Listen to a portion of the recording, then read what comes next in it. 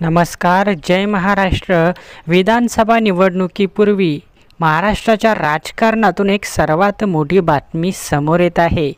सविस्तर बातमी जाणून घेण्यापूर्वी जर तुम्ही आपल्या चॅनलवर नवीन असाल तर रोज ताज्या घडामोडी बघण्यासाठी आपल्या या मराठी बातम्यांच्या चॅनलला नक्की सबस्क्राईब करा.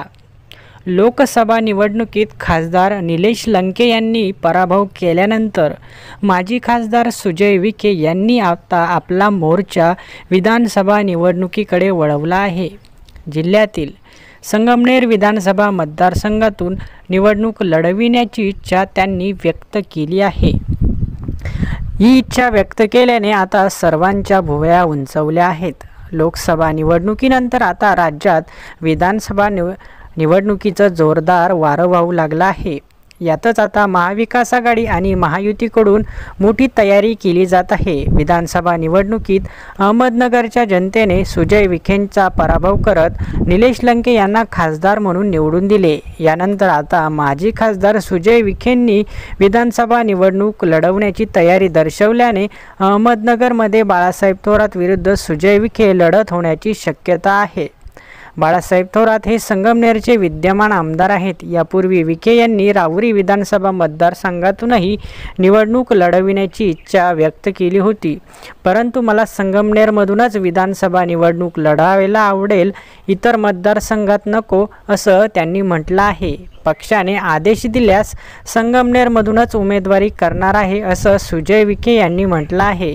त्यामुळे आता संगमनेर विधानसभा मतदारसंघात थोरात विरुद्ध विखे असा सामना रंगणार का, अशा राजकीय चर्चांना जोर आला आहे. आता जर संगमनेरमध्ये भाजपचं जर सीट लागलं तर 100% सुजय विखेच तिथे निवडणूक लढणार आहे, हे आता सिद्ध झालं आहे. आता बाळासाहेब थोरातांना देखील मोठी जय्यत तयारी करावी लागणार आहे, कारण सुजय विखेंचं देखील वजन संगमनेर शहरामध्ये खूप जास्त बघायला मिळत आहे. त्यामुळे आता हा मोठा आणि जय्यत सामना होणार आहे. जसं निलेश लंके विरुद्ध खासदार सुजय विखे जो सामना झाला, त्या सामन्यामध्ये बाळासाहेब थोरातांनी आपली पूर्ण ताकद निलेश लंके यांच्यासाठी लावली होती.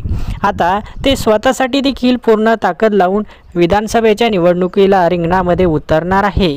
त्यामुळे आता ही मोठा रंगत सामना आपल्याला बघायला मिळणार आहे.